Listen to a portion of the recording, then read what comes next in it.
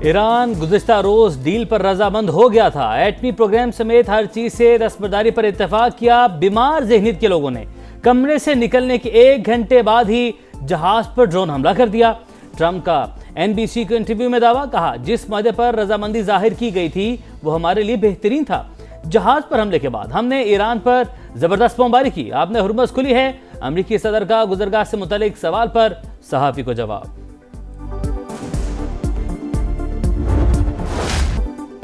مشرق وسطی میں کشیدگی بڑھ گئی۔ امریکہ اور ایران کے ایک دوسرے پر حملے تیز۔ ایران کی جانب سے قبرص کے جہاز کو نشانہ بنانے کے بعد 140 اہداف کو ٹارگٹ کیا گیا۔ امریکہ کا دعویٰ، بندر عباس، قشم، چابہار، بشہر میں دھماکے، کنارک اور سیرک میں بھی بمباری۔ یاسوٹ شہر میں فوجی اڈے پر حملہ، ایرانی نیوی کے مرکز، اسلحہ ڈپو، میزائل اور ڈرون تنصیبات کو نقصان پہنچا۔ مواصلاتی نیٹ ورک اور ساحلی نگرانی کے مراکز بھی متاثر۔ امریکی حملوں میں ایرانی فوج کا ایک اہلکار جاں بحق۔ سینٹ کام کے مطابق رواں ہفتے ایران کے خلاف تیسری کارروائی مکمل۔ مجموعی طور پر 300 سے زائد اہداف کو نشانہ بنایا گیا۔ امریکی وزیر جنگ پیٹ ہیگسٹ کہتے ہیں تہران کو غلط فیصلوں کی قیمت چکانا پڑ رہی ہے۔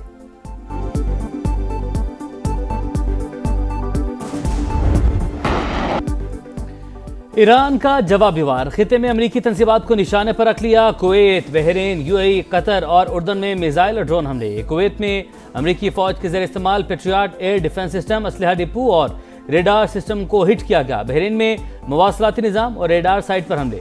قطر میں العدید ایئر بیس بھی ٹارگٹ۔ عمان کے شہر مسنم اور بندرگاہ دکم کو بھی نشانہ بنا ڈالا۔ عمانی وزارت خارجہ کا ایرانی سفیر کو طلب کر کے شدید احتجاج، مراسلہ بھی تھما دیا۔ عمان میری ٹائم کے مطابق ایرانی حملے کے شکار کارگو جہاز کے 23 اہلکاروں کو بچا لیا گیا۔ تہران نے امریکی اڈوں پر داغے میزائل کی ویڈیو جاری کر دی۔ خون کے آخری قطرے تک لڑیں گے۔ شہید سپریم لیڈر کی تصویر والے میزائل پر پیغام درج۔ ممکنہ اہداف کی فہرست اپڈیٹ کر لی، ہر قسم کی صورتحال سے نمٹنے کے لیے تیار ہیں۔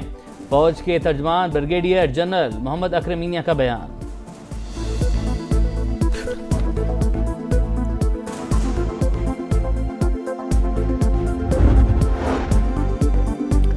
آبنہ ہرمز کھلی ہے یا بند؟ امریکہ اور ایران کے متضاد بیانات۔ ایرانی پاسداران انقلاب کے مطابق گزرگاہ کو ہر قسم کی آمد و رفت کے لیے بند کر دیا گیا ہے۔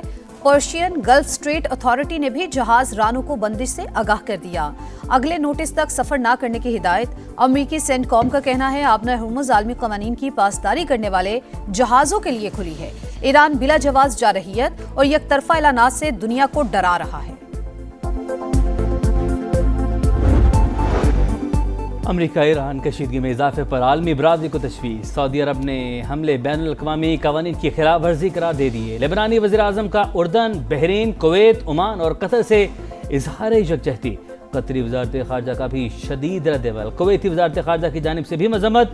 کویت کا میزائل اور ڈرون حملے ناکام بنانے کا دعویٰ۔ صدر UAE شیخ محمد بن زید النہیان کی مصری ہمنصب سے ملاقات۔ مشرق وسطی کی صورتحال پر بات چیت۔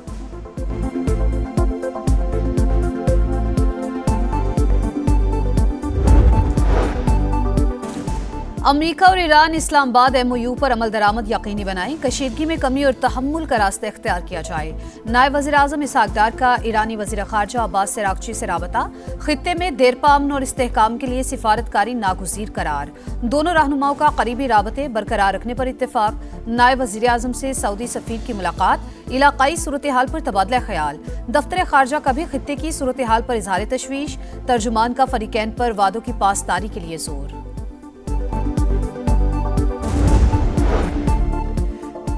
کویت میں امریکی اڈا غیر محفوظ، اعلیٰ حکام نے وارننگ نظر انداز کی۔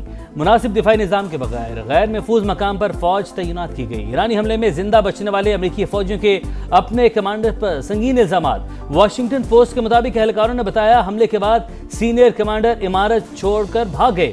زخمیوں کے لیے طبی امداد کا انتظام بھی نہیں کیا۔ 1 مارچ کو ہونے والے حملے میں 6 فوجی ہلاک اور 23 زخمی ہوئے تھے۔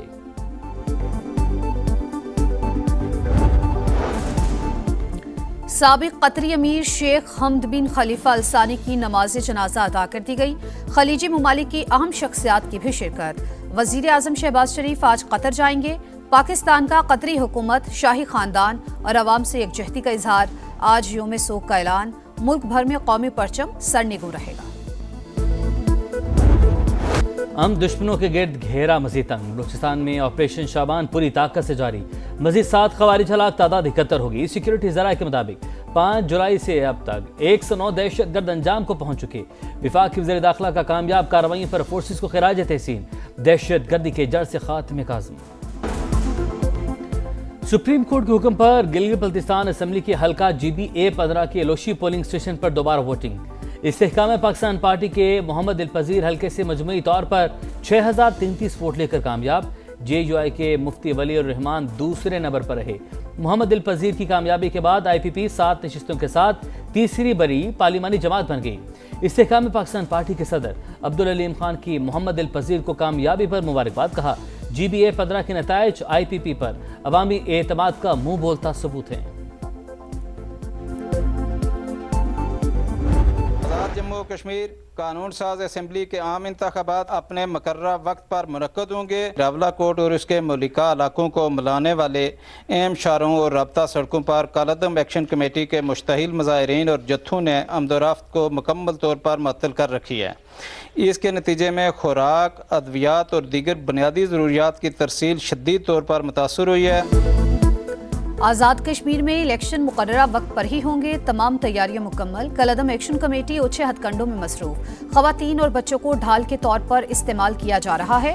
हुकूमत को ब्लैकमेल नहीं किया जा सकता। कोई नाखुशगवार वाक़या हुआ तो कमेटी जिम्मेदार होगी। तर्जुमान आज़ाद कश्मीर हुकूमत और DIG की प्रेस कॉन्फ्रेंस। कहा, अवाम के जानो माल के तहफ़्फ़ुज़ को यकीनी बनाने के लिए इक़दाम जारी। कानून की अमलदारी हर सूरत यकीनी बनाई जाएगी। शहरी इंतशारी टोले के खिलाफ हुकूमत का साथ दें।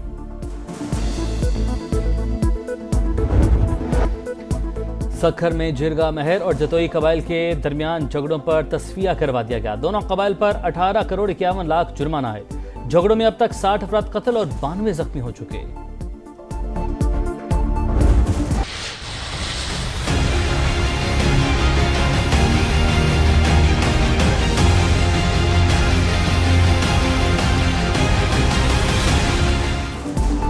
मॉनसून के नए सिस्टम की एंट्री। लाहौर समेत पंजाब के कई शहरों में बारिश। नारोवाल में जल थलेक। सियालकोट, गुजरात, हाफजाबाद, वजीराबाद, जेहलों में भी बादलों की गरज बरस। मियांवाली और डस्का में गलियां, मोहल्ले तालाब बन गईं। फैसलाबाद में सड़कों पर पानी जमा होने से शहरियों को मुश्किलात का सामना करना पड़ा। खैबर पख्तूनख्वा के बालाई इलाकों में शदीद बारिशों के बायस लैंडस्लाइडिंग, तोदे गिरने का खदशा। चित्राल, अपर और लोअर दीर, सवात, शांगला, मलकंड में तेज आंधी और गरज चमक के साथ बारिश का इम्कान।